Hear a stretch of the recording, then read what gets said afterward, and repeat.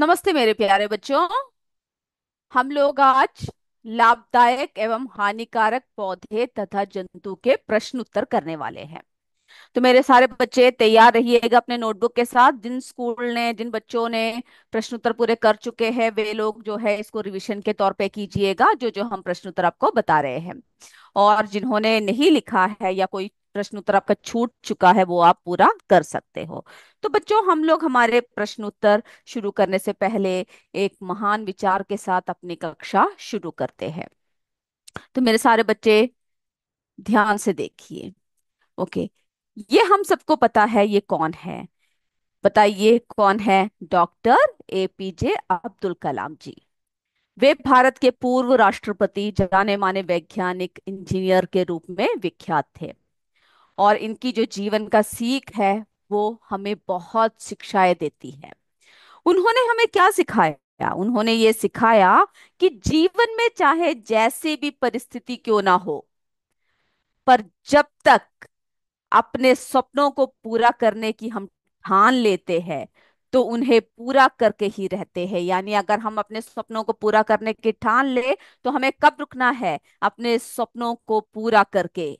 इतने महान विचार थे अब्दुल कलाम जी के।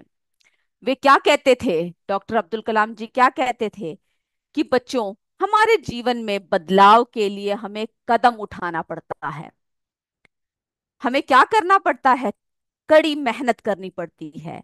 लेकिन हम कदम उठाने के लिए, हम अगर कोई भी चीज अगर हमें करना हो तो हमें कदम उठाने के लिए क्या लगता है? डर लगता है।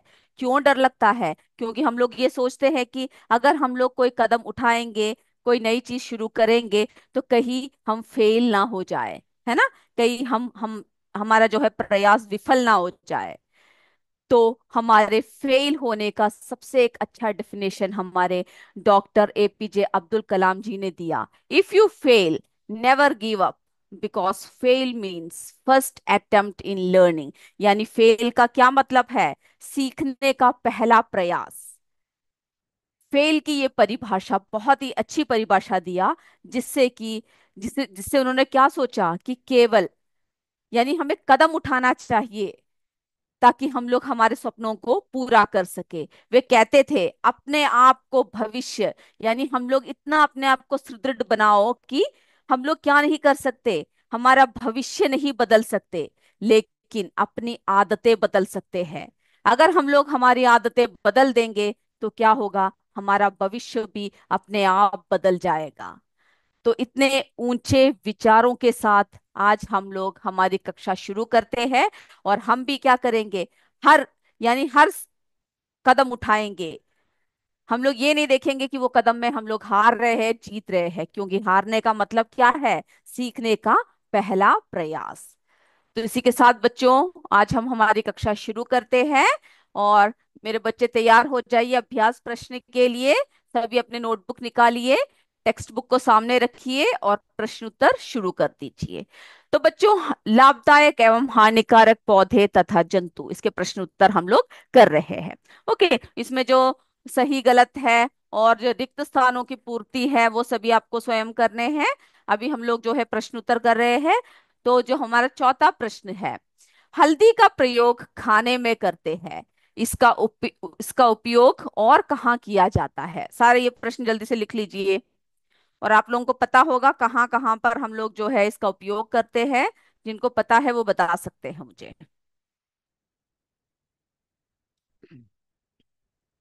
जल्दी जल्दी से प्रश्न लिख लीजिए बच्चों।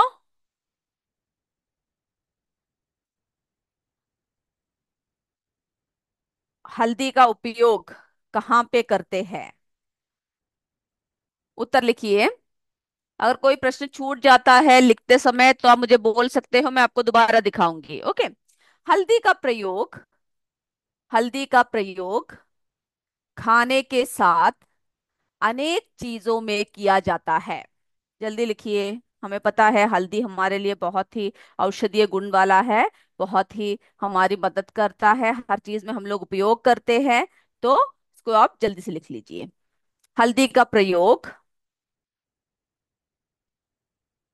जल्दी से नोटबुक निकालिए और लिखना शुरू कर दीजिए। खाने के साथ अनेक चीजों में किया जाता है। हल्दी का उपयोग औषधि बनाने में किया जाता है। हम लोग क्या बना सकते हैं, हल्दी से औषधि बना सकते हैं, है ना। इसका उपयोग चोट लगने पर, इसका उपयोग चोट लगने पर, यानी चोट लगने पर बहुत ज्यादा खून का जब बहाव होता है, तब वहां पर भी हम लोग क्या करते हैं, हल्दी का उपयोग करते हैं।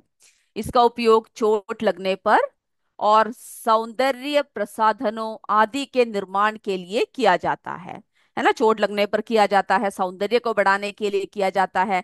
तो इन सब में जो है हल्दी का उपयोग होता है। और हल्दी का प्रयोग जो है हम लोग शादी ब्याह में भी करते हैं, है ना, कपड़ों को रंगने में करते हैं, इन सभी में भी आप लोग लिख सकते हो।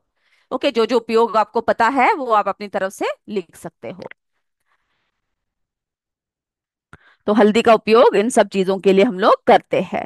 जिन बच्चों ने लिख लिया है, जरा प्रश्न को देख लीजिए और इसको जो है याद करने की कोशिश कीजिए, ठीक है। पॉइंट्स को ध्यान से बैठ के देखिए। चलिए, हो गया तो हम आगे बढ़े। हो गया तो यस बोल दीजिए। अगर किसी का छूटा हुआ है तो हम दोबारा दिखाएंगे। ओके, कोई भी डरने की बात नहीं है, छूट गया है तो दोबारा आपको दिखाएंगे सारे प्रश्नों को। अभी आप जो है जो जो है वो उत्तर लिखना शुरू कर दीजिए। चलिए हम आगे बढ़े।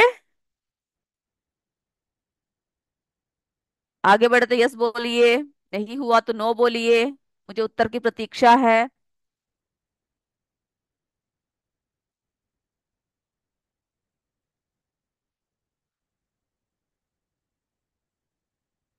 ओके, तो यस बोल रहे हैं तो हम आगे बढ़ रहे हैं। Okay, yes.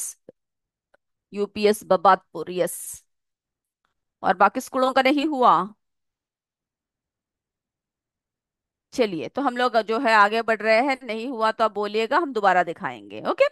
अब ये जो प्रश्न हो गया, तो अब जो है जिन बच्चों का ये प्रश्न हो चुका है, पांचवा प्रश्न लिखिए। किन्हीं दो हानिकारक पौधों तथा जंतुओं के नाम लिखिए, वे हमें किस प्रकार हानि पहुंचाते हैं। तो यानी हानिकारक जंतुओं के, सॉरी, हानिकारक पौधे तथा जंतुओं के नाम लिखने के लिए कहा गया है अगले प्रश्न में। तो जब जब तक बच्चे लिख रहे हैं, अगला प्रश्न जल्दी जल्दी लिख लीजिए जिन जिनका हो चुका है।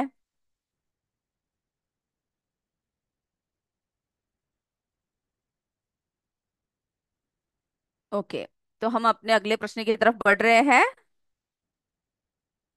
सभी रेडी है? चलिए। किन्हीं दो हानिकारक पौधों तथा जंतुओं के नाम लिखिए, वह हमें किस प्रकार हानि पहुंचाते हैं। तो आपको बहुत सारे हमने जंतुए और पौधे पढ़ रखे हैं। आप लोग जो है जो भी लिखना है आपकी तरफ से आप लिख सकते हो। ओके, बहुत सारे पौधे हैं। तो सबसे पहले हम लोग हानिकारक पौधे, हानिकारक पौधे, गाजर घास। इससे क्या होता है बच्चों, गाजर घास से क्या होता है? गाजर घास को छू लेने पर त्वचा में खुजली उत्पन्न हो जाती है। हम लोग हानिकारक पौधों के बारे में बोल रहे हैं।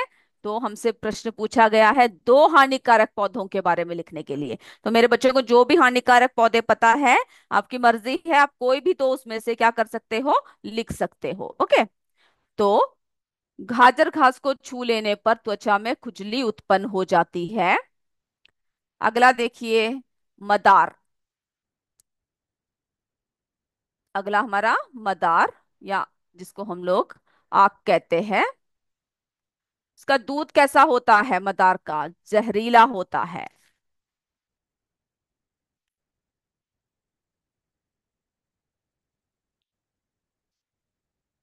ओके, तो मदार का दूध जो है वो कैसा होता है बच्चों, वो जहरीला होता है। तो हम लोग हानिकारक पौधों के बारे में बात कर रहे हैं।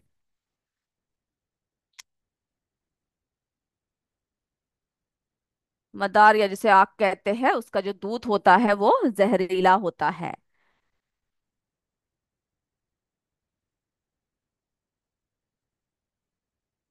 फिर आप कच्चे काजू, है ना, पपीते का दूध, ये सब क्या होता है, त्वचा में खुजली उत्पन्न करते हैं। आप कोई भी लिख सकते हो।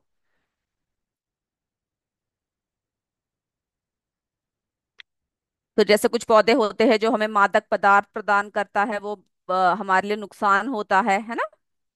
चलिए, तो ये तो हो गए। अब हानिकारक जंतु। हानिकारक जंतु।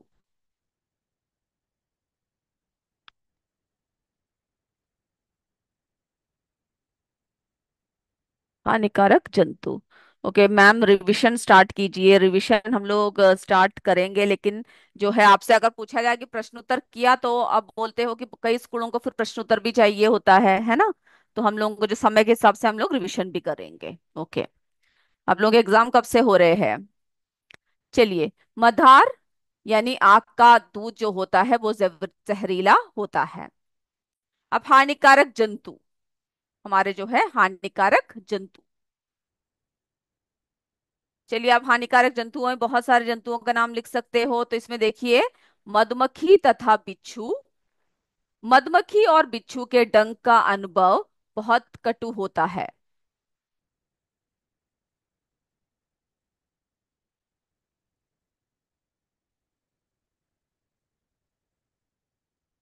मैम, पेपर आ गया है। कौन सा पेपर आ गया है बच्चों? यस। ओके, क्योंकि कई स्कूलों को जो है क्वेश्चन आंसर्स भी चाहिए। बोले मैं आपसे पूछती हूँ कि प्रश्न उत्तर तो छोड़ दे, नहीं तो नहीं तो हम लोग जल्दी रिवीजन शुरू कर सकते थे। ओके, हम लोग समय के हिसाब से करेंगे। ओके, 20 दिन ही बचा हुआ है। 15 मार्च से एग्जाम होने वाले हैं। ओके, ठीक है, हम लोग शुरू करेंगे। ओके, रिवीजन भी जल्दी जल्दी शुरू करेंगे। चलिए, लिख लिया बच्चों, टिड्डी। टिड्डियां पौधों की पत्तियों और कोपल तनों को खाती है। फिर जो है आप चींटी लिख सकते हो, कठमल, मच्छर, है ना, इन सब के काटने से खुजली व जलन होती है। तो कोई भी दो हानिकारक जंतुओं के नाम लिख सकते हो। चलिए, हो गया बच्चों।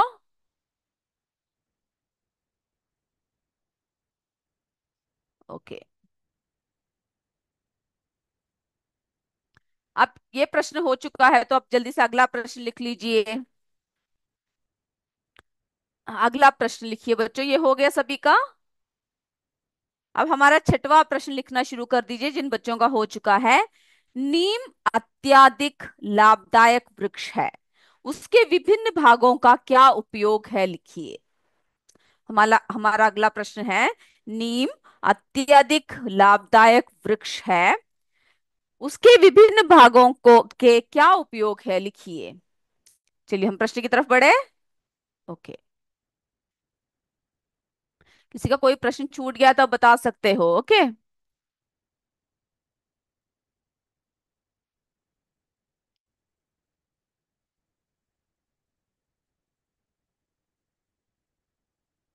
ओके, जल्दी से प्रश्न लिख लीजिए।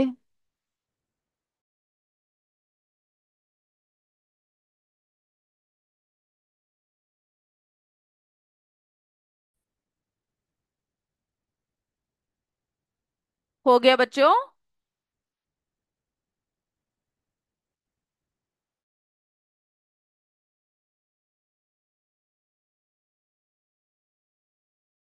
भागों के उपयोग।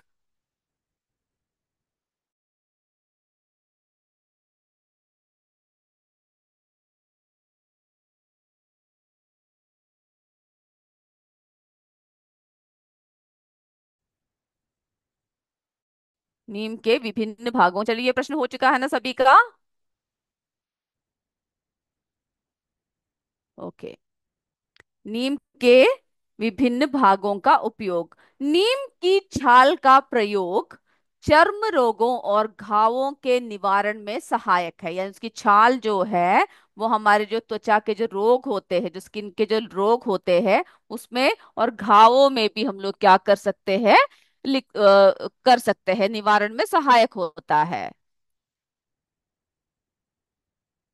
ओके मैम, कोपल की जगह कोमल रहेगा। ओके, उसको जो है हम लोग जो है कोपल भी बोलते हैं। कोपल पत्तों को खाते हैं, नहीं तो कोमल पत्तों को खाते हैं। आपके बुक में जो है पत्तियों तथा कोपल तनों को खाती है। ओके, उसका भी अर्थ वही बनता होगा, कोपल।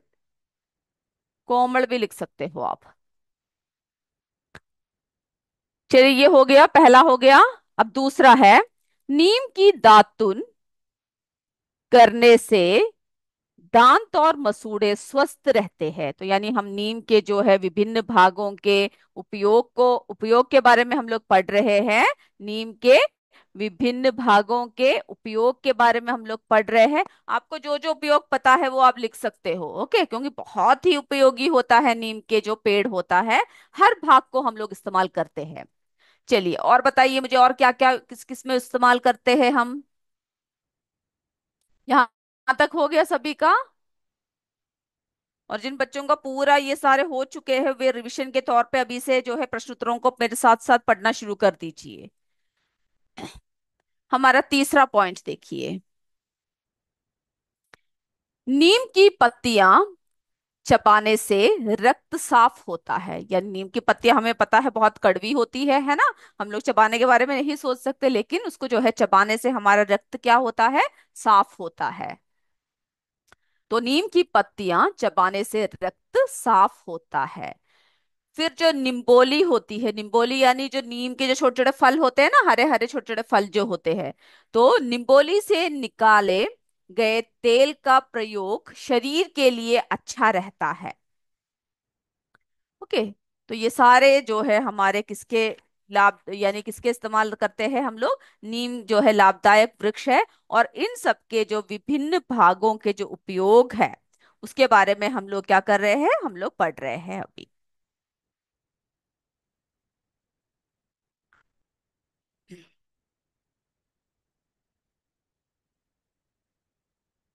चलिए हो गया बच्चों।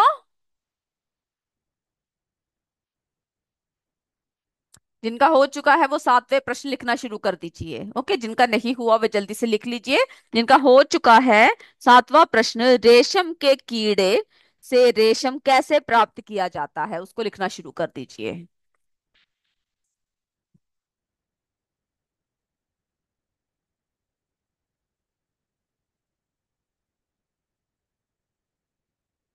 ओके, हम आगे बढ़े। यस और नो, यहां तक हो गया सभी का।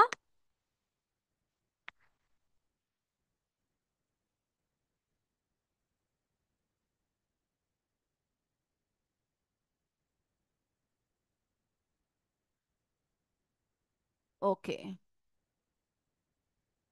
नीम की पत्तियां चबाने से रक्त साफ होता है। निम्बोली से निकाले गए तेल का प्रयोग शरीर के लिए अच्छा रहता है।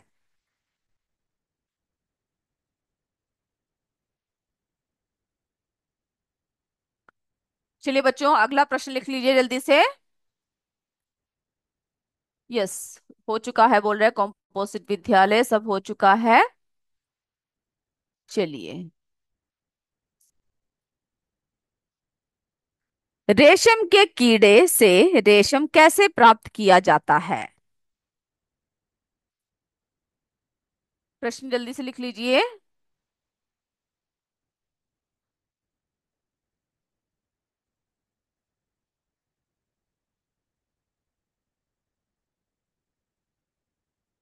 हो गया प्रश्न। चलिए, रेशम के कीड़ों में एक विशेष ग्रंथि होती है जिसे रेशम ग्रंथि कहते हैं। पहले ये बात आप याद रखिएगा बच्चों।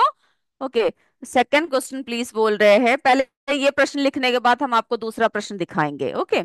दूसरा प्रश्न दिखाने के लिए कह रहे हैं, तो दूसरा प्रश्न जो है यूपीएस राउरनगर राउरकला राउरकला जो हमारा सेकंड क्वेश्चन है हम लोग इसके बाद दिखाएंगे। तब तक ये लिख लीजिए, ओके। सातवें के बाद सेकंड क्वेश्चन की तरफ चलेंगे। तो रेशम के कीटों में एक विशेष ग्रंथि होती है जिसे रेशम ग्रंथि कहते हैं।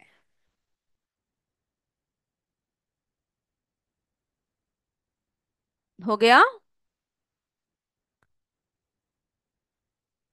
इस ग्रंथि से अत्यंत महीन लसदार पदार्थ निकलता है जिसको रेशम कीट का लार्वा या फिर इल्ली क्या करता है, अपने शरीर के चारों ओर लपेटकर गेंद जैसी संरचना बना लेता है। जल्दी से लिखिए। ये जो है ऐसा कहानी की तरह याद कर लीजिएगा। ओके ओके, कि एक विशेष ग्रंथि होती है जिसे रेशम ग्रंथि कहती है। तो कहते हैं फिर क्या होता है, उस ग्रंथि में अत्यंत महीन लसदार पदार्थ निकालता है, जिसको रेशम का जो कीट है, कीट का जो लार्वा होता है या इल्ली होते हैं, क्या करते हैं, अपने शरीर के चारों ओर लपेट कर गेंद जैसी संरचना बना लेते हैं। ओके, यहाँ तक हो गया जल्दी से। यस हो गया, मैम बोल रहे हैं CS राखी नेवादा से। ओके, यहाँ तक सभी का हो चुका है, गुड। और अब तक लार्वा प्यूपा में बदल चुका होता है, यानी हमने उनका जीवन चक्र आपसे बनाने के लिए कहा था ना, तो जो लार्वा फिर किस में बदल जाता है, प्यूपा में बदल जाता है। इस प्यूपा के चारों ओर लिपटी गेंद जैसी संरचना कोया या कोकून कहलाती है। तो कोया या कोकून क्या कहलाती है, क्या कहते हैं इसको, यानी हमारे जो चारों तरफ जो उनके लिपटा होता है। ओके, मेरे बच्चे जो चित्र बनाकर मुझे फोटो भेज रहे हैं, ओके मैंने देख लिया बच्चों, ठीक है। मेरे बच्चे जो जो बोलते हैं, हमने पिछली बार कहा था आपसे रेशम कीट के जीवन चक्र को बनाने के लिए, वो बच्चों ने बनाकर भेजा हुआ है, गुड। ठीक है, फिर क्या होता है, इस प्यूपा के चारों ओर लिपटी गेंद जैसी संरचना कोया या कोकून कहलाती है। और हवा के संपर्क में यही लसदार पदार्थ सूखकर रेशम बन जाता है। तो जल्दी से लिखिए कि जो है हमारा रेशम के कीड़े से रेशम कैसे प्राप्त किया जाता है।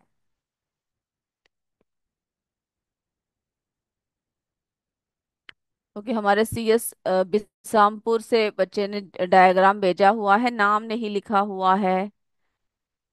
ओके, सोनाली ने भेजा हुआ है, बहुत सुंदर चित्र बनाया है सोनाली।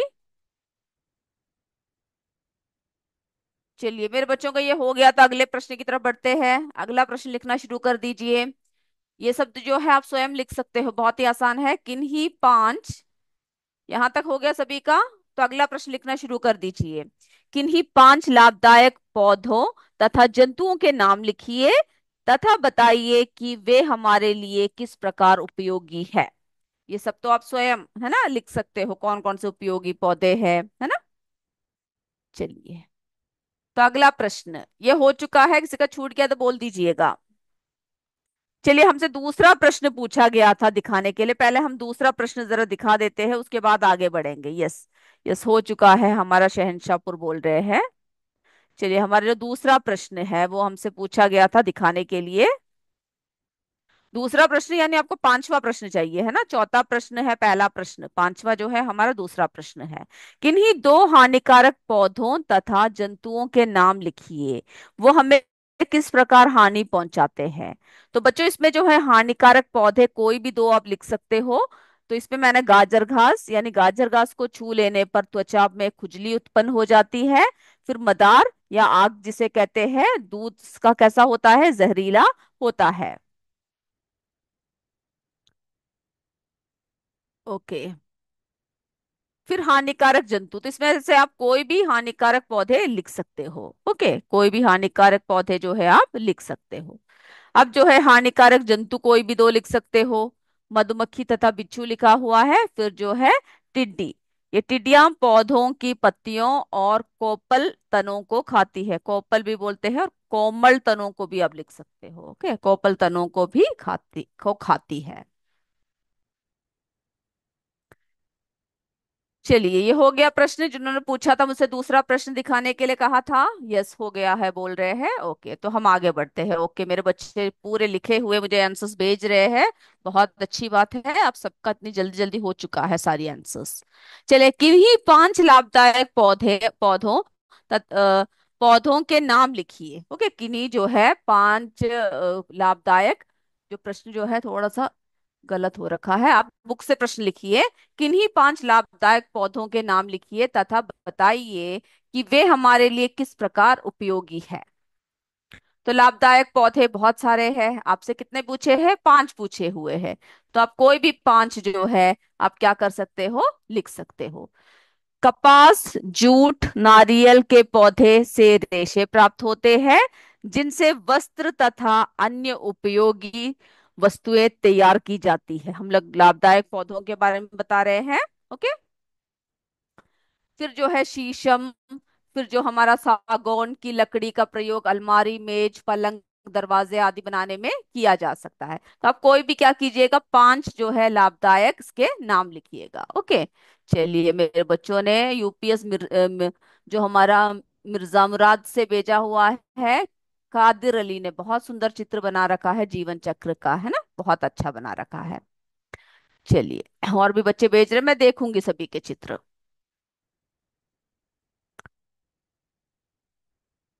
तो आप लोग जो है कोई भी लाभदायक पौधों से क्या क्या उपयोग होते हैं वो आप क्या कर सकते हो, लिख सकते हो, आराम से लिख सकते हो, है ना।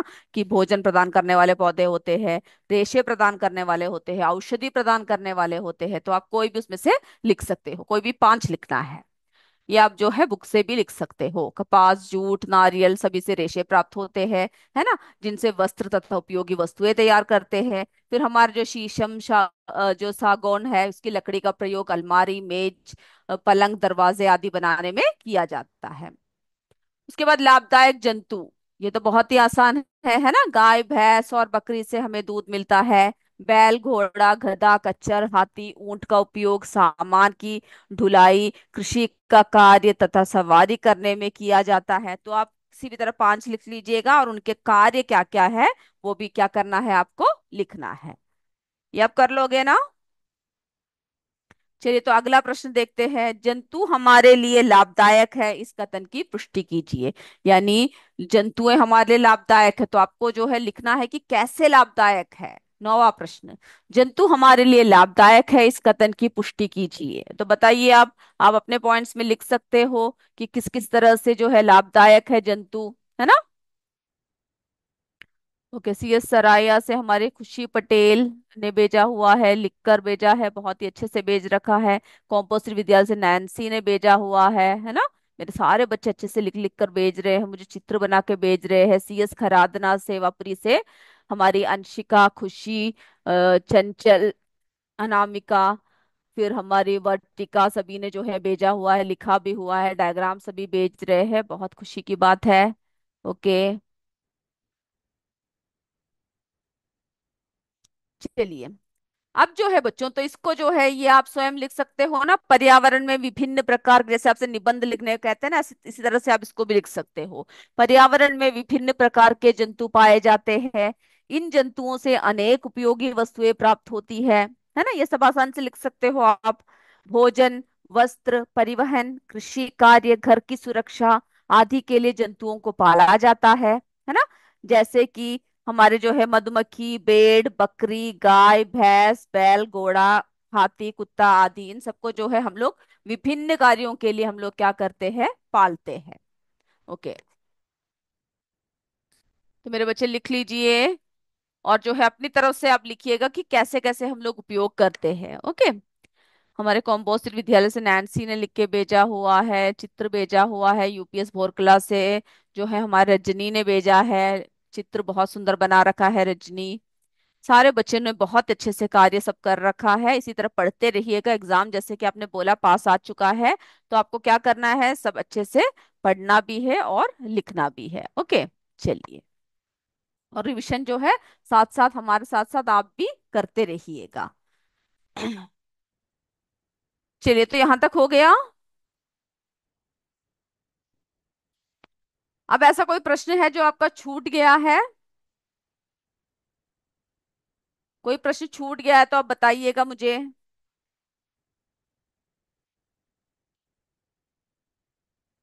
अब जो है बच्चों, हमें अगली कक्षा में हम लोग जो हमारा अगला इकाई है भोजन, स्वास्थ्य एवं रोग, वो लेना है कि आपको जो है रिवीजन शुरू करना है लास्ट से लेकर। कैसा करना है आप जरा कमेंट कीजिए, उसके हिसाब से हम करेंगे। ओके, सभी का हो गया है। Okay, good. तो अगले क्लास में हमें जो है हमारा अगला जो इकाई है भोजन, स्वास्थ्य एवं रोग, उसको करना है, या फिर हमें जो है हमारे आखिरी इकाई से हमें रिवीजन शुरू करना है। आप बताइए क्या करना है, क्योंकि अभी आपके एग्जाम के लिए बहुत कम दिन बचे हुए हैं। या तो आपको चैप्टर वाइज जितना हम कर सके उतना करवा देते हैं, या फिर आपको रिवीजन, जैसे कि आपने मुझसे बोला रिवीजन शुरू कीजिए। तो कितने स्कूलों को चाहिए रिवीजन, आप बता दीजिए। नहीं तो अगले क्लास में हम लोग अपना अगला पार्ट शुरू करेंगे। ओके। ओके, किसी का 8वां क्वेश्चन छूट गया है। ओके, हम 8वां प्रश्न दिखा देते हैं। चलिए, 8वां प्रश्न बच्चों, देखिए, लाभदायक पौधे, यानी किन्हीं 5 लाभदायक पौधों के नाम लिखिए तथा बताइए कि वह हमारे लिए किस प्रकार उपयोगी है। इसमें कुछ नहीं है, आपको लाभदायक 5 पौधों के नाम लिखने हैं और उनसे क्या क्या उपयोग होता है वो आपको लिखना है। ओके। और अगले इसमें जो है, क्या लिखना है, 5 जो हमारे लाभदायक जंतुएं हैं वो लिखना है। ओके, सीएस राखी मेवाड़ा से रिविजन बोल रखा है, बाकी भी। फिर अगला है लाभदायक जंतु, गाय भैंस बकरी से हमें दूध मिलता है और उनके जो उपयोग है वो आपको लिखना है। ओके, ये बहुत ही आसान है, आप स्वयं कर सकते हो। तो बच्चों, अभी हमारा समय समाप्त हो रहा है, करना है ये अगला पार्ट जो है अगले इसमें शुरू करना है। तो हम लोग हमारे अगले कक्षा में फिर मिलेंगे। तब तक जय विद्या शक्ति, जय हिंद, जय भारत। धन्यवाद मेरे बच्चों।